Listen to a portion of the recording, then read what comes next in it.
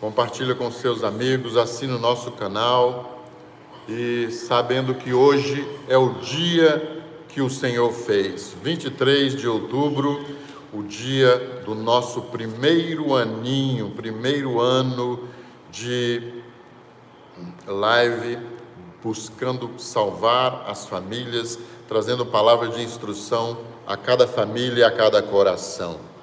Queremos lembrar a vocês nesse dia, esse dia maravilhoso. Quero ler com vocês Neemias 4:14, que diz assim, pelejai pelos vossos irmãos, pelos vossos filhos, pela vossa mulher e pelas vossas casas, pelejai pela sua família. Esse texto nos traz o que? Nos traz entendimento de que devemos buscar e salvar a nossa família, trazer a nossa família diante de Deus, apresentar a nossa família e os cuidados especiais, espirituais, emocionais que devemos ter com as nossas famílias, com as nossas casas, com a nossa esposa, com o esposo de cada uma, vivendo o projeto de Deus, um projeto único, um projeto maravilhoso, né? E o nosso tema da semana, uma semana inteira com live, trazendo o tema não amortize o seu casamento, ou seja, não abandone o seu casamento, não desista do seu casamento, não manche, não retraia o seu casamento, não descontrole o seu casamento, não desvincule-se do seu casamento, não critique o seu casamento, não coloque o seu casamento menos do que é o projeto de Deus para o seu casamento, para a sua família e para a sua casa. O próprio os 10 mandamentos já nos instrui: não roubarás. Eu quero dizer, não roube a paz do seu casamento, não roube a alegria do seu casamento, não roube a constância do seu casamento, não roube o amor do seu casamento. Então nós devemos cuidar do nosso casamento, não deixando que ele amortize, que ele diminua, que ele empobreça. Devemos buscar viver a vontade de Deus, trazendo sempre a nossa família ao conhecimento da vontade de Deus, que é boa, perfeita e agradável, porque só o Senhor é bom e a sua misericórdia dura para sempre. Vejam comigo, queremos retratar hoje a respeito deste assunto. Você que está chegando, compartilhe com seus amigos. Estamos hoje começando a nossa live, que é de uma semana inteira, trazendo conhecimento da vontade de Deus para os lares, com o tema não amortize o seu casamento. Você que chegou, dê um sinal que você chegou, o som tá bom, tá favorável, a imagem tá boa, estamos aqui no templo e queremos dizer nesta hora para você, quero ler um texto com você que fala a respeito da palavra de Deus. Aos Hebreus diz assim, 4:12, porque a palavra de Deus é viva e eficaz, mais cortante do que qualquer espada de 2 gumes, ao ponto de dividir alma e espírito, juntas e medulas, e apta para discernir os pensamentos e desejos do coração. Esta é a palavra de Deus. E a palavra diz que ela é como uma espada de 2 gumes, ou seja, corta para os 2 lados, penetra alma e espírito, divide alma e espírito, ou seja, ela corta, ela faz acontecer com quem fala e com quem ouve a palavra. Uma vez que eu falo aqui a palavra de Deus, eu vou viver essa palavra de Deus. Uma vez que alguém ouve a palavra de Deus, vai também viver essa palavra de Deus. Uma vez que ela corta para um lado e corta para o outro, ou seja, a palavra de Deus serve para o esposo e para a esposa. Não tem gênero. A palavra de Deus é para toda a família. Então, que quando Salomão diz em Provérbios 14:1, declarando assim, que a mulher sábia edifica o seu lar. A mulher sábia edifica o seu lar. E diz que a tola o destrói. Essa palavra também é para o homem. O homem sábio edifica o seu lar, e o tolo a destrói, ou seja, a amortiza. Então vejam bem comigo nesta hora. Nós trazemos uma palavra, uma instrução do conhecimento de Deus para a sua vida, buscando assim, vamos navegar em Samuel, 1 Samuel 25, que nos mostra a história de um homem que, pelas consequências de vida, foi tolo, foi inconsequente, e as consequências que ele viveu para que a gente não viva, a gente vai captar a energia até do tolo, mas não as suas tolices, para que a gente não erre, para que a gente acerte no projeto de Deus para a nossa vida. Quando nós estamos construindo uma família, a gente capta todas as energias para trazê-la para esta família, para que a nossa família cresça conforme a energia que recebemos da palavra.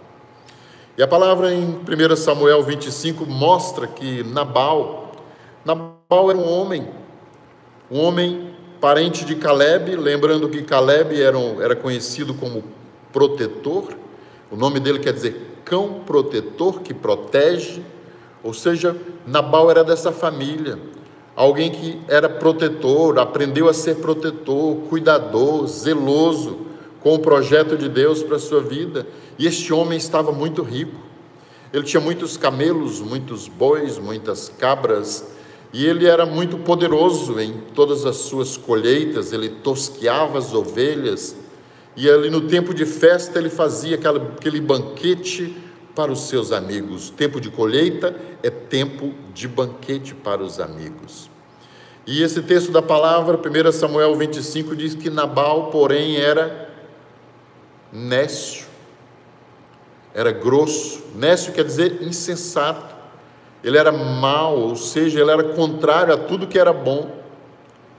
Nabal era uma pessoa rude, uma pessoa, na realidade, ruim. Por isso, eu digo que ele teve atitudes de tolo. E Abigail, a sua esposa, era exatamente o contrário.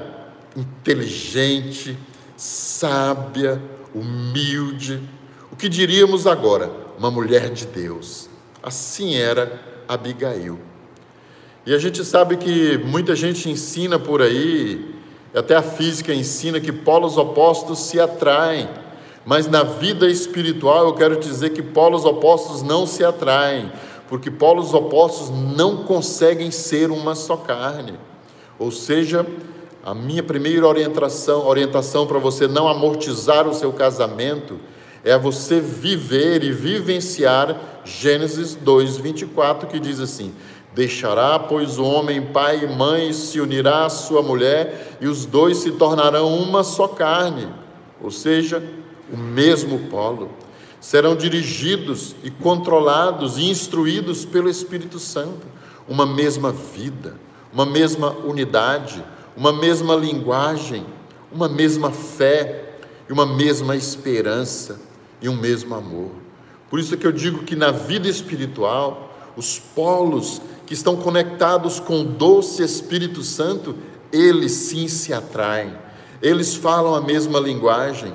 Então nós devemos buscar falar a mesma linguagem. Veja que Nabal e Abigail eram pessoas completamente diferentes. Enquanto Nabal era nécio, Abigail era inteligente. Então nós devemos procurar corrigir os nossos casamentos para que falemos a mesma linguagem, a mesma fé, a mesma esperança. Ou seja, falemos pelo polo do Espírito Santo, ok? Porque nós, como polos opostos, pessoas diferentes, a gente não conseguiria viver nem um dia junto.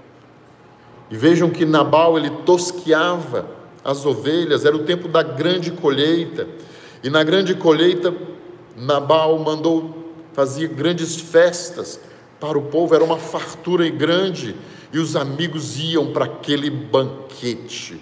O maior banquete que se oferecia na época, era Nabal que oferecia.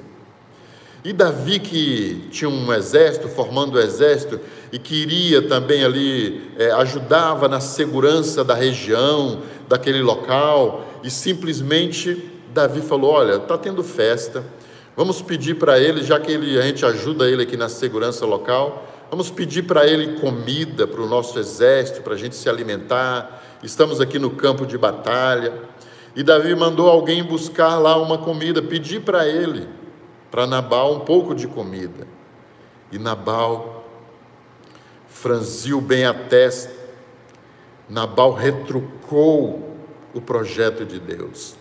Nabal, que fazia banquetes e banquetes só para amigos, ou seja, era farra, fanfarra, a alegria da carne. E Nabal disse: eu, Davi, nem conheço. Quem é Jessé? Jessé é o pai de Davi. Ele disse que não conhecia. Ele disse: Davi, fugitivo? Não, todo lugar tem fugitivo. Ou seja, Nabal desconsiderou quem o ajudava. Nabal chegou a dizer: dar pão para Davi? Não, dar da minha carne, do meu banquete, da minha água, do meu vinho, da minha bebida para Davi? Não, nem os conheço. Assim disse Nabal. E vejam bem comigo, Nabal era de uma linhagem de Calebe, gente. Calebe era aquele que entrou na terra prometida com Josué, dos 12 de Moisés, e venceram e trouxeram os bons resultados. Alguém de linhagem de estirpe. Calebe, como eu disse no início, era alguém que buscava proteção. Ele protegia, na realidade, ele protegia as pessoas com quem ele convivia. E Calebe e Nabal era dessa família, portanto ele conhecia Deus, sabia dos princípios de Deus, conhecia a lei de Deus e não fez caso da lei de Deus. Agiu como um nécio, agiu como um tolo e simplesmente fez de conta que não conhecia Davi. E ele conhecia a história que Davi estava começando, ele sabia que Saul era o rei e que Davi já iria assumir o reinado, e ele sabia de toda a história porque todo mundo já estava do lado de Davi. Ele resolveu se colocar contra Davi.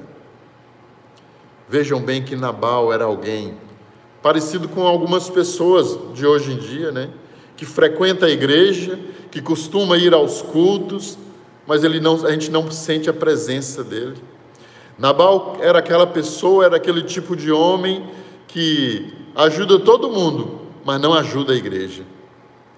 Ele não era dizimista fiel, muito menos ofertante generoso, porque se o fosse, teria ajudado Davi, porque era em prol do reino de Deus. Nabal não participava das reuniões principais, Nabal não participava do conhecimento da palavra, ele não navegava pelos princípios da palavra de Deus, embora foi criado nos princípios da palavra, por ser da linhagem de Calebe. Nabal era um homem daquele tipo, que ajuda todo mundo fora de casa, mas não ajuda os da casa, não ajuda os da família, ajuda o filho dos outros, mas não ajuda o seu filho, ajuda a casa do vizinho, mas não ajuda a sua casa.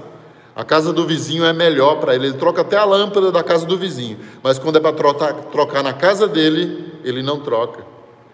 Nabal era alguém que não se prestava nenhum favor à própria família, enquanto Deus diz que nós temos que cuidar, em primeiro lugar, de cuidar da família, da nossa casa, dos mais próximos, da igreja. Então Nabal era aquele tipo de homem que era bom para o mundo e ruim para Deus, bom para as pessoas da rua e ruim para a sua própria família. Por isso Nabal era tolo. Quantas vezes, liderando jovens, nós tivemos a oportunidade de aconselhar alguns jovens, os jovens diziam, vários me disseram essa frase: pastor, eu quero quando eu crescer, eu quero matar o meu pai. Eu vi isso de vários jovens. E tivemos de ali trabalhar as questões familiares, chamar o pai, chamar a mãe e chamar o próprio jovem. Algum já estava até casado, mas tinha esse sonho. E quando eu mostrei para ele a importância dele valorizar as questões da casa e se aproximar do seu pai e ele ser diferença na vida do pai, e o pai nunca tinha sido na vida dele, ele voltou para casa e abraçou a causa do pai. Um outro que dizia que tinha vontade de matar o pai, porque o pai era milionário e o tratava como um estivador. Olha, o próprio filho Esse aí, no encontro com Jesus, se rendeu à palavra de Deus. Uma certa feita, estivemos pastoreando uma igreja, e nessa igreja tinha um homem milionário, tipo Nabal, ricaço, poderoso. Ele ganhava de milhões, ele era milionário, mas um dia ele chegou para mim, ele não valorizava as questões da igreja, ele ia no culto que ele queria ir. Os amigos dele mesmo de coração não frequentavam as reuniões da igreja. Os principais amigos dele não eram os amigos da igreja, eram os amigos do mundo.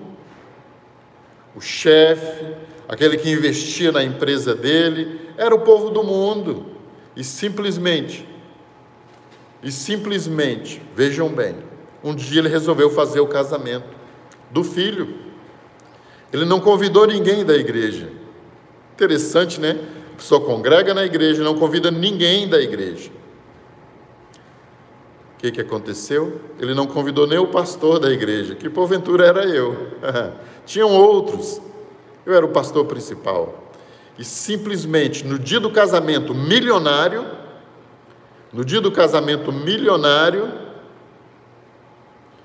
o filho se casou bem bonitinho. No outro dia, ele voltou para casa, disse: pai, não estou mais casado. Porque ele confiava no dinheiro, em comprar as pessoas. Era isso que Nabal fazia. Então, queridos, olha, Nabal tinha um histórico muito ruim entre os seus próprios servos, entre os seus próprios trabalhadores. Nabal, para os seus servos, eles diziam que ele era rude, bruto, desumano e perverso. Eles diziam isso: o patrão é arrogante. Será que Nabal não sabia que a arrogância um dia será aniquilada? Sabia, porque ele conhecia, ele é da linhagem de Caleb. Os próprios serviçais de Nabal diziam: olha, ninguém consegue falar com ele, ou seja, ninguém o convence, ele não dá ouvido a ninguém, só ele está certo, só ele é o bom, só ele é o bacana, só ele tem a palavra correta, só ele tem a palavra diretiva, ninguém consegue nem falar com ele. Vejam bem, um insensato. O próprio Davi, quando houve a história de que Nabal disse não ao pedido dele, que era um pedido de que alguém que estava trabalhando para o reino, Davi trabalhava.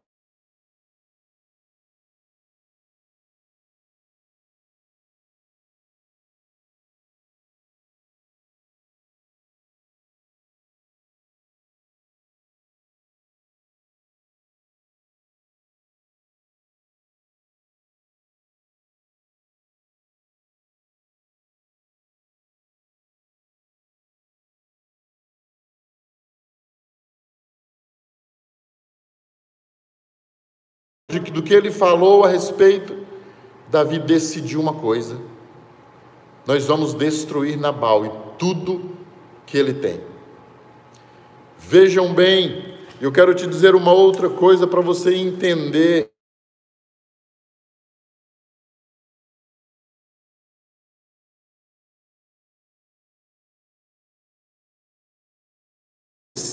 Abigail, a esposa de Nabal, ficou sabendo da história. E para você não amortizar o casamento, temos que tomar a atitude que Abigail tomou. Abigail, quando soube de tudo, que Davi já estava a caminho para destruir tudo, ela pegou pães, pegou carne, pegou trigo, pegou bolo, pegou uva, pegou semente, pegou leite, pegou tudo que podia, que tinha na festa, e levou e entregou aos pés de Davi, que não era rei, mas estava na preeminência de ser. Ela simplesmente: Davi, meu rei, perdão pelo meu marido. Ela foi aquele que ainda seria rei e pediu perdão pelo marido dela. Ela disse: para que ele não morra, eu trouxe essas coisas para você, perdoa e não faz aquilo que está no seu coração agora fazer. Porque eu também creio, ela disse, eu também creio no Deus de Israel. Eu também creio no Deus dos hebreus. Eu também creio no seu Deus. E Abigail disse: não dê atenção ao meu marido. Não dê atenção, ele é um maldoso. Ele age com maldade. não dê atenção a Nabal. E Davi estava caminhando para destruir tanto Nabal quanto tudo que ele tinha. Abigail, na realidade, declarou: olha, ele é um tolo, não dê atenção ao tolo. Abigail disse: não dê atenção a Nabal, pelo amor de Deus. E Davi se comoveu com aquele pedido de perdão, mas ela não se conteve e disse: olha, ele é insensato. A própria esposa tinha um relatório de que o esposo era um insensato. E a Bíblia, Provérbio diz: não dê ouvidos aos insensatos. Jó diz que Deus não ouve as loucuras dos insensatos. Olha só, será que Nabal não sabia disso? Sabia, mas não dava ouvidos. Não se contentava com o que ouvia de Deus. Passava por cima de um pedido de Davi, que ele estava vendo, imagina de um pedido de Deus. Nabal era insensato. Nabal era arrogante, diz a palavra. A mulher mesmo relata isso. A própria Abigail relata que Nabal era arrogante. Será que Nabal não sabia que a arrogância precede a queda? Então, logo uma pessoa arrogante vem a queda. Nabal sabia, mas vivia como se isso não fosse nada, como se a palavra de Deus não tivesse valor nenhum. Tratava todo mundo como balela, como gentinha, como povo de segunda categoria. O povo ele poderia até tratar assim, mas tratar a palavra de Deus contrária ao que ela é, foi o erro de Nabal, foi a tolice dele, foi a insensatez dele. Enquanto Deus diz que nós devemos amar uns aos outros como a nós mesmos, ele não amava o povo que trabalhava para ele, não amava Davi que cuidava dele, não amava nem a própria esposa, quando você vê pelo relato da esposa. E o que a esposa Abigail diz para Nabal nesse dia, para Davi nesse dia? Caia sobre mim a culpa do meu marido. Olha só, para não amortizar o casamento dela, ela disse: caia sobre mim a culpa do meu marido. O que ela está dizendo? O que de fato ela está assumindo: não faça justiça com as suas mãos, ou seja, se tiver que fazer justiça, faça com a minha vida. É isso que ela está dizendo. Ela está dizendo: você está certo, Davi, é coerente, a palavra de Deus diz que assim tem que ser, porém faça comigo, não faça com ele. Ela queria interromper a amortização da própria família. O que ela disse? Eu assumo o dano.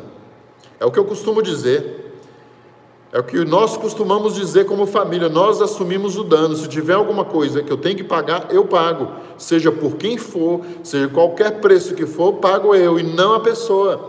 Por quê? Porque a gente é bonzinho? Porque Nabal é boazinha? Não, porque o Espírito de Deus estava sobre ela. Aquele que tem o Espírito de Deus entra na história e reverte a história, fazendo como Jesus o fizesse. Jesus assumiu o dano na cruz do Calvário.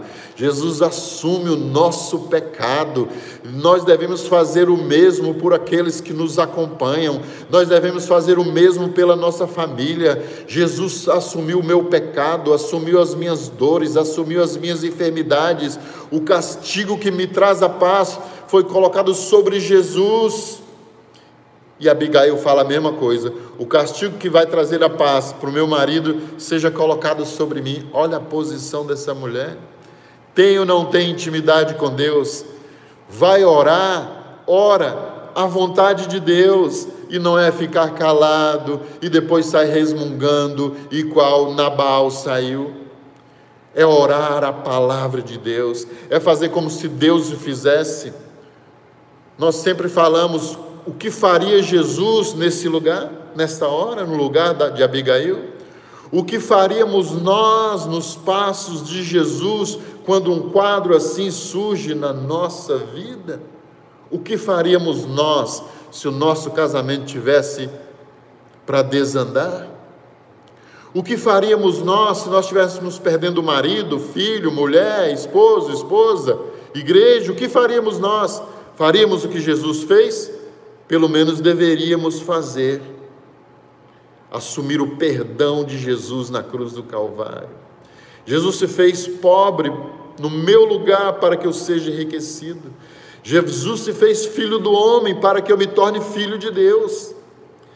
Jesus se fez habitante da terra para que eu me torne habitante do céu.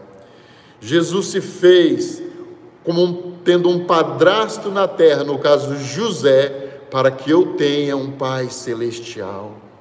Jesus assumiu o meu dano para que eu assuma a sua bênção. Jesus assumiu a minha pobreza para que eu seja enriquecido. Jesus assumiu a minha maldição para que eu seja uma bênção. Jesus assumiu a minha condenação à cruz para que eu seja justificado.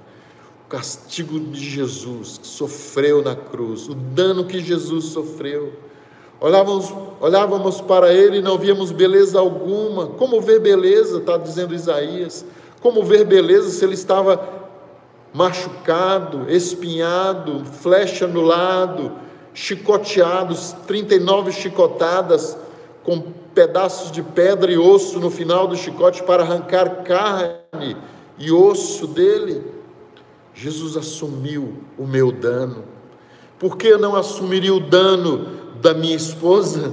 Por que eu não assumiria o dano do meu esposo? Por que eu não assumiria o dano dos meus filhos? Por que eu não assumiria o dano dos meus pais? Nabal deveria assumir a fome que o povo de Deus, o exército de Davi estava levantando no deserto. Nabal não assumiu. E vejam só, Nabal era um homem que não dava atenção para a esposa. Ela nem sabia do que ele estava fazendo.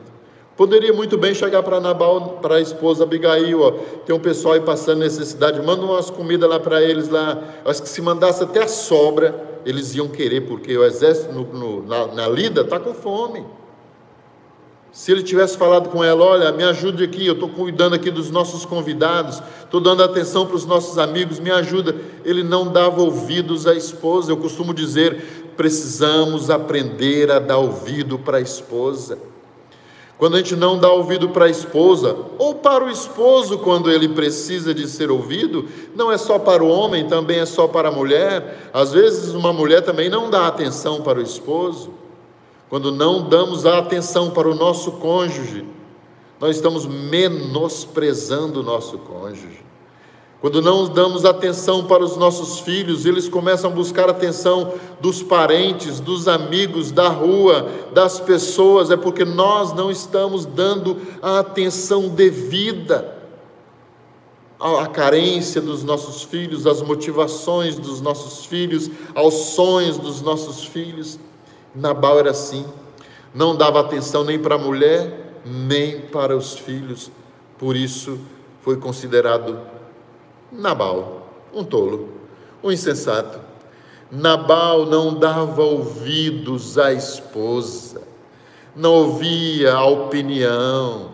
Eu costumo dizer que, olha, lá em casa eu tenho a minha esposa e 2 filhas, e a opinião delas vale muito na minha vida.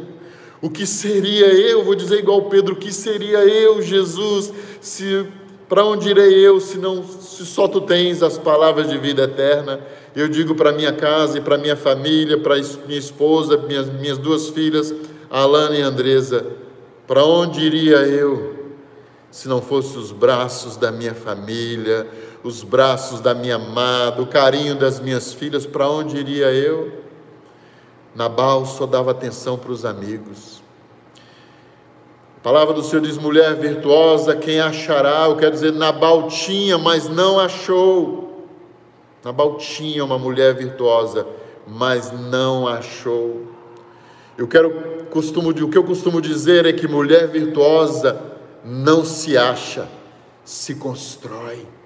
Se constrói dando atenção, dando ouvido ao que ela fala, acatando a opinião. Meu Deus, como as mulheres têm opinião linda, opinião ponderada, opinião respeitosa, opinião que ouve, que fala, mas também ouve a nossa opinião. Ou seja, no ciclo familiar, nós temos que estreitar esses vínculos de amor, respeito e honra. É no ciclo familiar, onde marido ama, respeita e honra, onde mulher ama, respeita e honra, e onde filhos também respeitam e honram. Nabal não fazia nada disso. Eram características que não aconteciam no ciclo familiar de Nabal. Não tinha, a alegria, aquela panja, aquela satisfação de sentarem à mesa juntos. Nabal tinha prazer com os amigos, com a farra. Nabal também não fazia festa para a esposa. Uau! Festa para a esposa. Nabal não fazia festa para a esposa.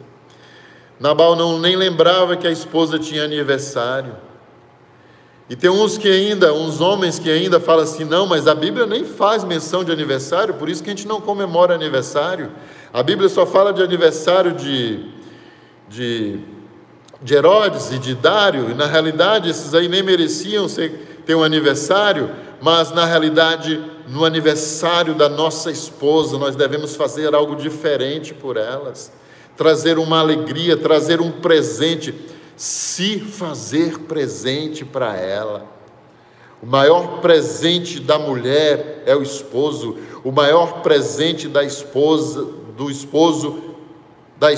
é o esposo, e do esposo é a esposa. A própria palavra diz que quando o homem acha uma esposa, encontra uma esposa, ele recebeu um favor de Deus, um presente de Deus.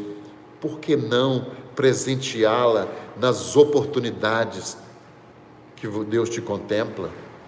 No aniversário, o aniversário do dia do casamento, o aniversário de quando vocês se conheceram. Liberar um cartão de crédito para ela tomar conta ali, limpinho, cartão de crédito só para ela tomar conta.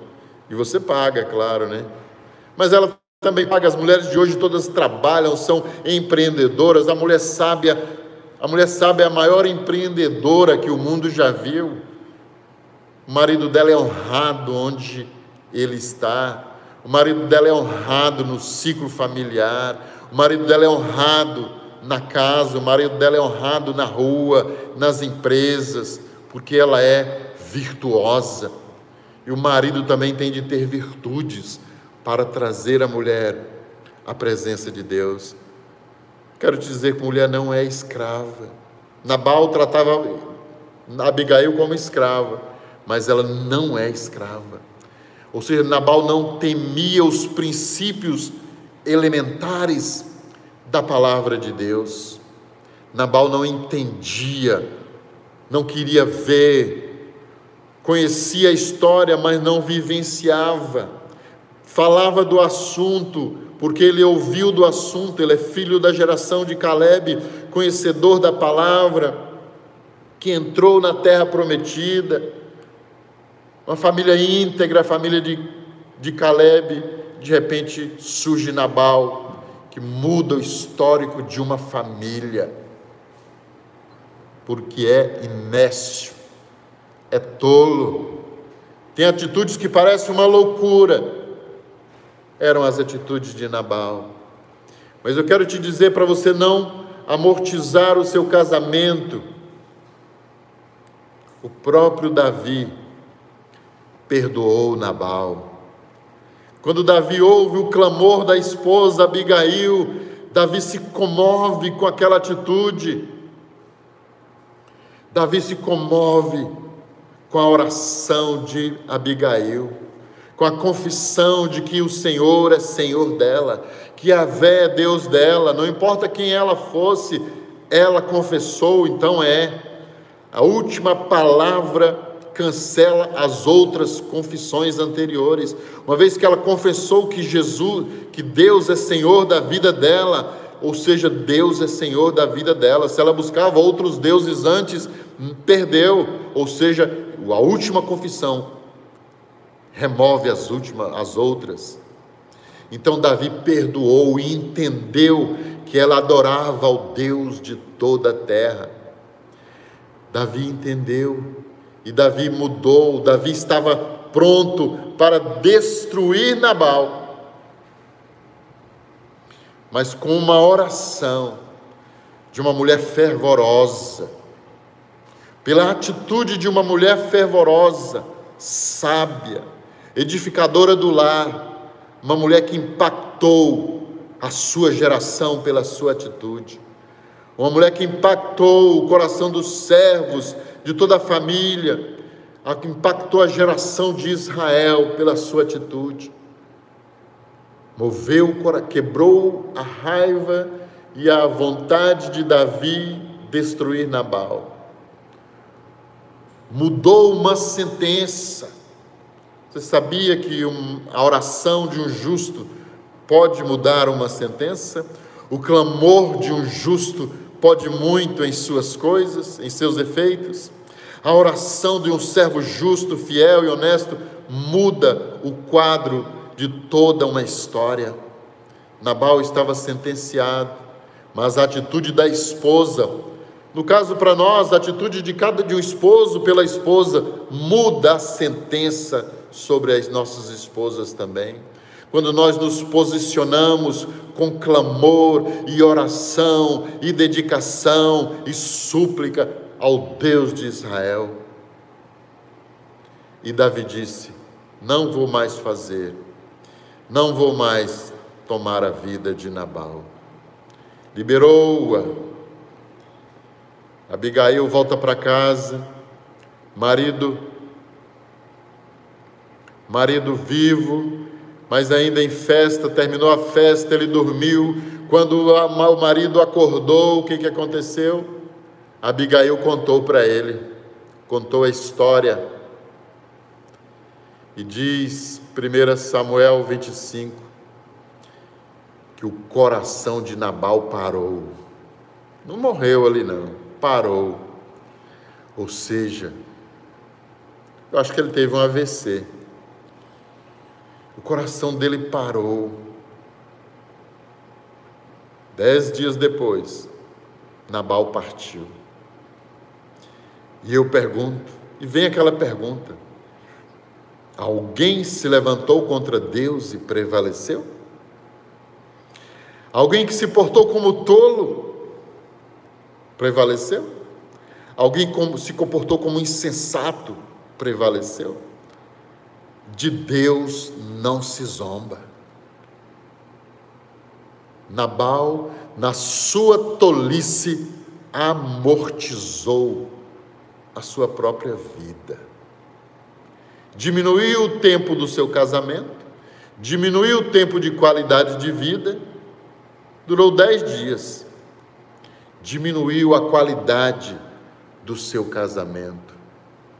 E agora, para você, a gente concluir e você entender e não amortizar o seu casamento,